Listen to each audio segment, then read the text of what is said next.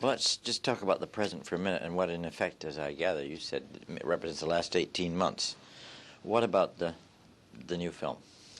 Well, we've just done it. It's just finished it, and it comes out in a week's time. And I like it. I hope other people do. I've been with it so long because being with it from the writing and then doing it and then being in on the editing and everything else, it seems like a lifetime spent to it. Has it emerged roughly the way you hoped it would from the beginning? Almost, yes. But I don't think particularly visually. I don't have clear ideas about what things will look like when I write them. I have ideas of the general outlines of the scenes and so on, but I didn't really know what it would actually look like. I'm very pleased with how it looks, but it's nothing to do with me. Do you think that, there's a sense in which one gathers you've virtually given up a year and a half of offers to do other kinds of work, to do the thing you wanted to do. So in a sense, there's a lot at stake on this, personally, isn't it? Quite a lot, but I mean, it was a very enjoyable year and a half, really, doing it. I wouldn't have wanted to do anything else. It wasn't that much of a sacrifice. I wasn't a sort of lonely martyr typing away in the name of justice and peace and the Lord. I was doing exactly what I wanted to do. Yeah, I didn't mean that you had a mission. I meant that you'd say... Now, what happens now? Did you at any point think beyond it while you were doing it? No, I don't usually think very far ahead. I think of continuing doing... I've been very lucky because I've been able to do, on the whole, what I've wanted in my own time. And I like to continue doing that, both acting and writing, in films and television. Do you get yourself into a kind of dangerous tax situation? I mean, you have to come to terms with practicalities in some ways. Well, I've been in a very dangerous tax situation for a very long time. I think it may well have brought down the pound. But it is, I suppose, a dangerous thing. But I think, on the whole, they tend to be quite reasonable. If you can show that for a year you've earned nothing, but the year before you did earn something, then they, especially on money you've earned from writing, they're willing to spread it out over 3 years. Is there any sense in which you sort of feel a kind of balance between family responsibility and what you want to do? Do you ever have this as a kind of dilemma? Well, I think I've spent probably too much time with my family for their own good. I mean, I've been hanging about the house so much and moping along and worrying about whether the film was going to be made and so on, drooping up and down stairs in a rather desultory way when I've not been writing or I can't think of anything. I think it'd be good for me to be out of the house a great deal more. I've never had to do so much that I've never seen anything of my family. I've never had to sort of go away for 6 months and do a film in Saudi Arabia or Hollywood or anywhere and sort of choose between leaving them and getting on with my work. You do have a tendency to flit in terms of media. Yes. The last time you and I talked at all seriously, you said you had a sort of hankering for the boards again. Yes, well, I would like to do that, but we would, in fact, Dudley and I were just about to embark on doing a stage show, but it meant spending a minimum of 6 months actually doing it for the producer to get his money back, he said. And that seemed rather a long time to be doing something which would be essentially marking time, in that we'd be doing half old material we'd already done on television.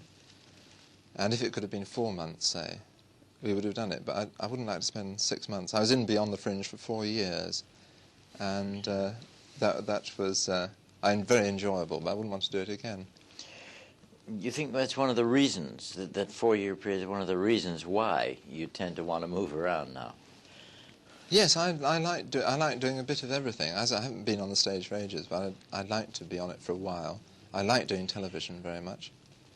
And I like doing films. Films, the only ones I really enjoy doing are ones which, sounds of it, there's been hundreds, only been one which I really enjoy doing, which I wrote as well. And so you can only do one every 18 months or so of that kind. Did you have a period, a lot of people described you as a kind of definitive amateur, in a very friendly and complimentary way, and that you had sort of cut through the concept of the old pro.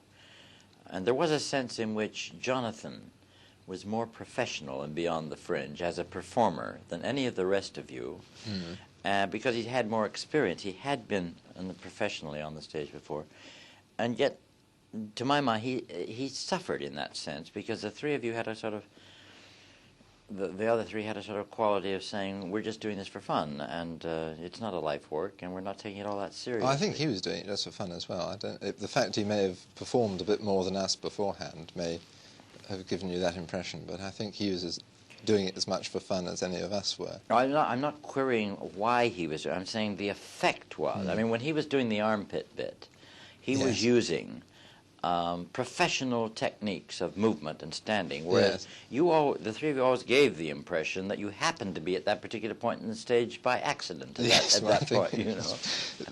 That was caused by us being at that part of the stage by accident, really. I think I shall go on getting more and more amateurish as I go on, actually. But I find myself unable to learn anything. When you come to something like having written a film and wanting to see it through to the end, you have to come to terms with other people's professionalism, don't you? Cutters, editors, directors, and their desire.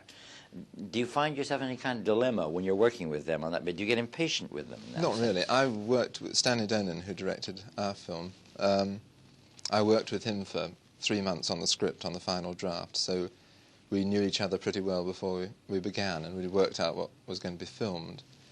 And he, as a director, just let us do what we wanted. He was sort of interested to see what we'd do with our own ghastly material, and we were interested to see what he'd do with us. So there wasn't any sort of conflict at all. So each day he hopefully would enjoy what we'd done from a performance point of view, and the next day we'd enjoy what he'd done from how he'd filmed it and shot it and everything else. Did you change lines and things from take to take? Or not very much, no. And in fact, we don't very much on television. We do a bit, but I'm very suspicious of people who make films who think up wonderful things on the set and everybody has a wonderful time and all the actors improvise lines, and then it's all put together and it doesn't make any sense. Like What's New Pussycat, which is one of my least favourite films of all time. Everybody obviously had a ball making it, but it was rather harder to enjoy it if you paid your 7 and 6 and snuck in the back to see it. What about the sort of thing that Claude Lelouch is developing of not telling one actor what the other actor is going to say? Does that make any sense to you? I suppose it does. I haven't seen any of Claude Lelouch's film, but you might as well have a thing where you're not going to tell them whether he's actually filming it or not, or whether he's in the room or not, or whether he's Claude Lelouch. No, I don't want you to have any preconceived ideas. I may or may not be Claude Lelouch, you may or may not be this character, and you may or may not be being filmed, but just carry on in your own time. I don't know. I think there's a lot to be said for a sort of improvisatory documentary technique for certain kinds of subjects. I'm not sure that it can be done in a comedy with a story. I mean, I'm tempted the whole time to put in jokes of fairly abstruse or else belly laughs, just very quick jokes which have nothing to do with the story. And I think it's probably wrong to put them in. I think they would detract from the story, with people wondering what on earth's going on. Is this something you've learned, or did you have this feeling from the beginning? I had the feeling from the beginning, but I tried to get away with it. I want to keep all the jokes in. If I think of anything which I think is funny, I'm heartbroken to see it go. And so I struggled to keep all irrelevant jokes in. Oh, we're getting near the end of the reel, aren't we? Oh, good. I'm chewing my cough sweet. If I've been talking in a peculiar way, it's because I've got this strange cough sweet. Oh, well, that's very nice. Which okay. makes We'll just do the colour test now. Can we do one more reel? I'll let you do one more reel after this. Sure. Yes.